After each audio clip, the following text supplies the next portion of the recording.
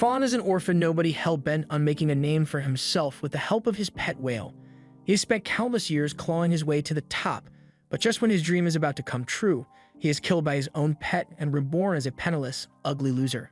When Fawn opens his eyes, he finds himself in the middle of the forest, and miraculously he is still in one piece, although his clothes are different for some reason.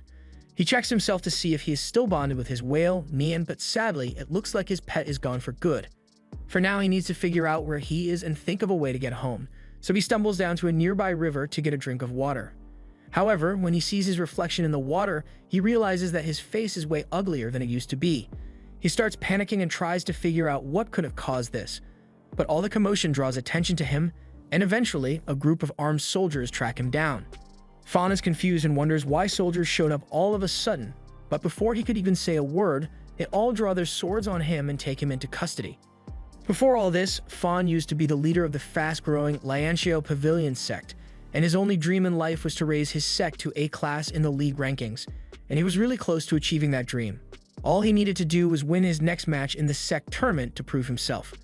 On the day of the tournament, as Fawn was leaving for the tournament, he was greeted by all his sect members, and they all wished him luck in his upcoming battle. Fawn thanked them for their support, but he needed to hurry so he wouldn't be late for his match.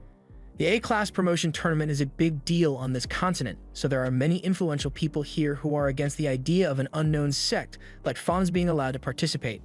However, there are also people who are in favor of his participation, like the master of the Bai family.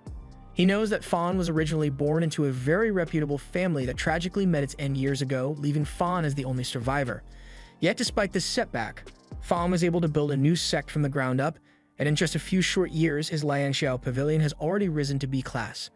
Such rapid growth is almost unheard of, but the reason Fawn is so strong is because he has a deep and profound understanding of the spiritual pets that exist in this world.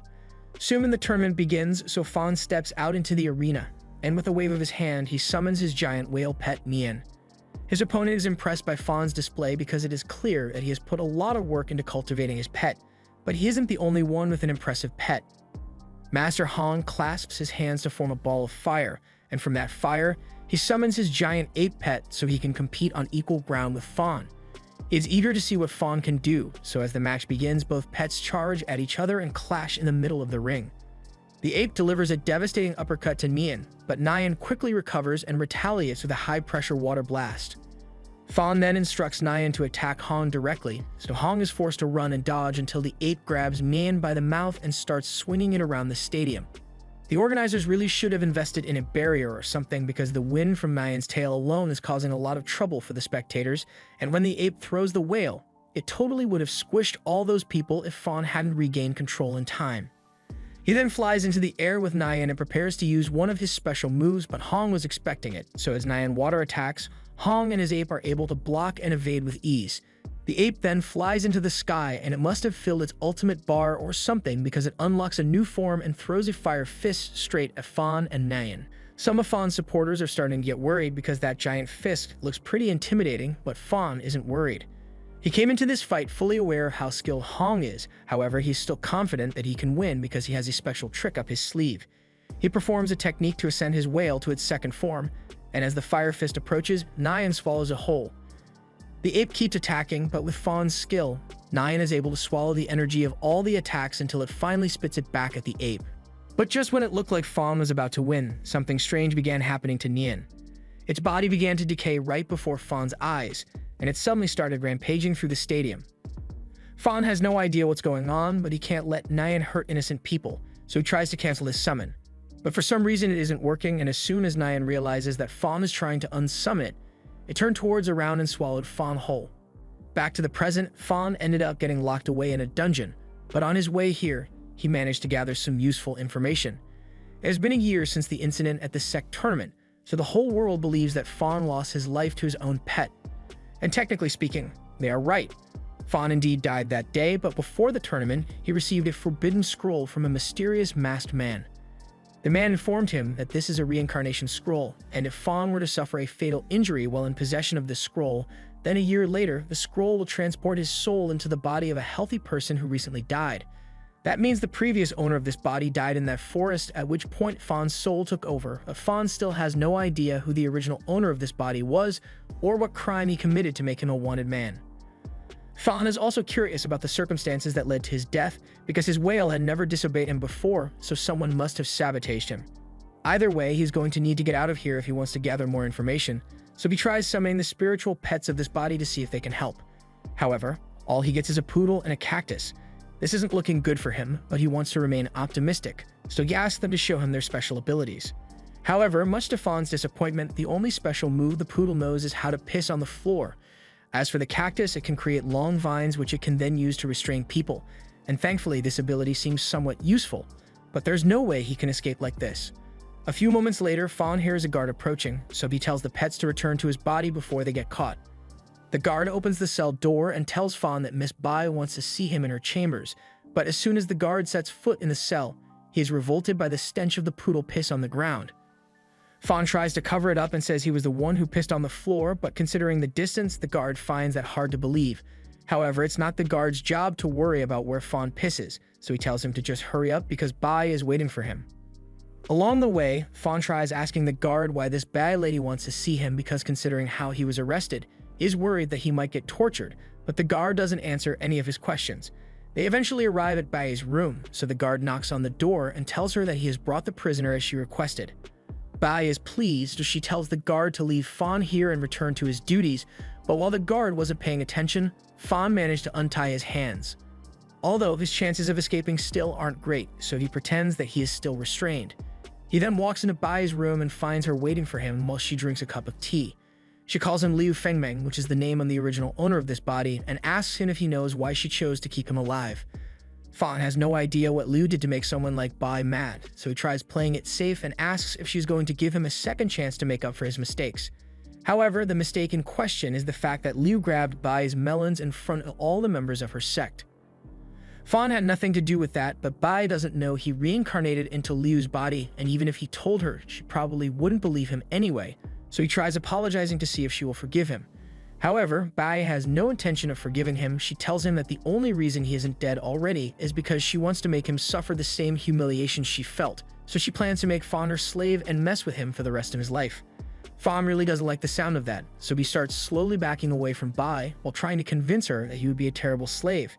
He eventually makes it to the door and he thinks he might actually be able to get away, but just as he is about to leave, Bai says she never gave him permission to go outside, so as punishment, she attacks him with her spiritual pet.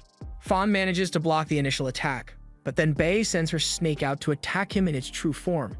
Bai is disappointed that Fawn died so quickly because she thinks there's no way he could have survived, but it turns out that Fawn is still in one piece, and he has brought out his pets so he can fight back. Although the sight of such weak-looking pets makes her laugh, she can't believe Fawn really thinks a pet like that can stand up to her snake, so she intends to prove her superiority and orders the snake to attack. Fawn needs to do something too, so he orders the poodle Juan to charge forward. At first it looks like Juan is doomed to become snake food, but then Fawn takes control of Juan's movements and all of a sudden he's breaking ankles left and right. Bai can't believe that a poodle is actually outrunning her snake, but Fawn has even more tricks up his sleeve. The cactus is in position, so Fawn gives the order for it to catapult itself at Bai's snake, while Juan has it distracted. The cactus launches itself right into the side of the snake's head, and now both Juan and the cactus are running around and confusing the snake. Bai is amazed that Fawn is capable of controlling two pets at the same time with such skill, but she still has a plan in mind. She tells her snake to spin around really fast to knock Juan and the cactus away, and once the snake is free from the cactus's vines, it follows it through the air and eats it. Bai celebrates because she thinks she has won, but this was actually all part of Fawn's plan, so he takes control of the cactus, and from inside the snake's mouth, he ties the snake up. And for some reason, the snake is enjoying it. Now that the snake has been restrained, Fawn tells Juan to use his ultimate move, so Juan runs up the snake's body and pisses all over the snake and Bai. Bai can't believe Fawn just did that, and she is so enraged that she activates her snake's second phase just to get her revenge.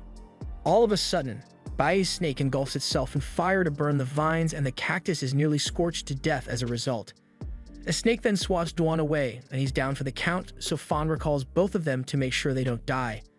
And now that Fawn's pets are out of the way, Bai decides to target Fawn as well, so her snake lunges forward, knocking him into the water. Fawn is on the verge of drowning, and he's starting to worry that he might die here.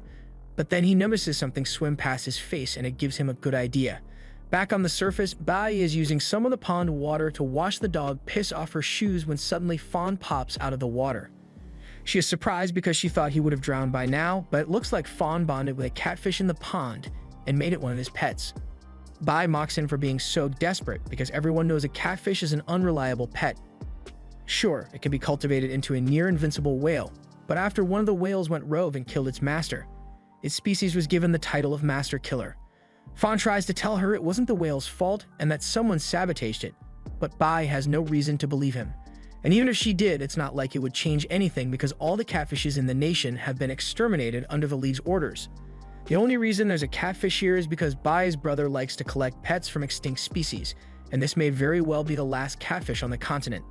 Besides, the only one who knows how to bring out the true potential of the catfish is the master of the Lingxiao Pavilion, but he's long dead, so catfishes are practically useless now.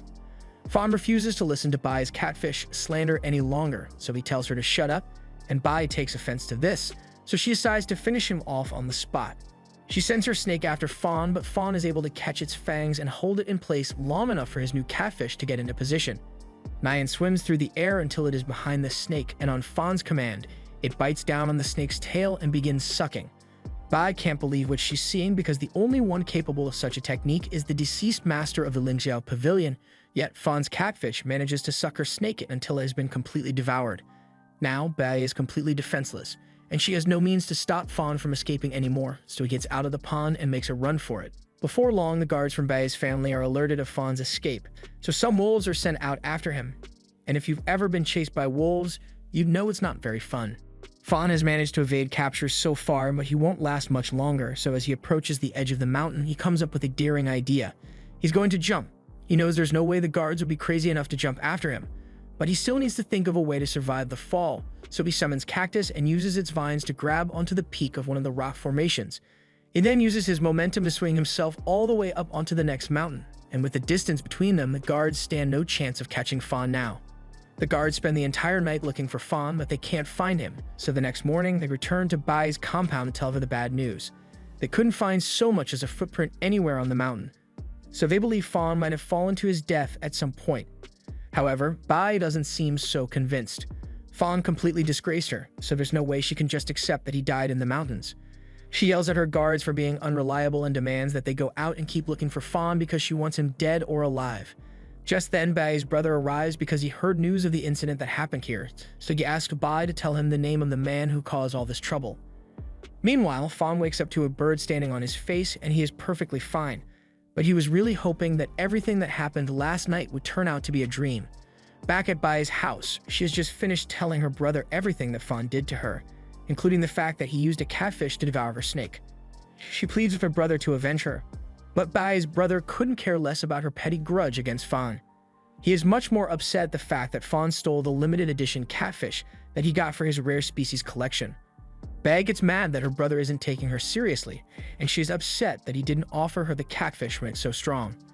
However, Bai's brother tells her the catfish species isn't particularly strong. In fact, there's nothing special about it aside from the innate ability to devour things, but it only works on targets that are idle for a certain amount of time. Even when they've evolved into a whale, it isn't especially powerful, so by all metrics, catfishes are completely useless in combat, but there's one exception to that rule. A catfish under the control of Master Fawn Lingxiao can be incredibly formidable, but that man is dead, and no one knows the secrets of his technique. Speaking of Fawn, he is currently cultivating the catfish on the mountaintop while thinking about all the events that led him here. He failed to achieve his goals in his past life, and the entire legacy he worked so hard to build has been ruined by that incident. However, he refuses to give up, and no matter how long it takes, he swears he will rise to the top of the league and prove himself to the world. This was the end of episode 1. Subscribe to not miss the next part.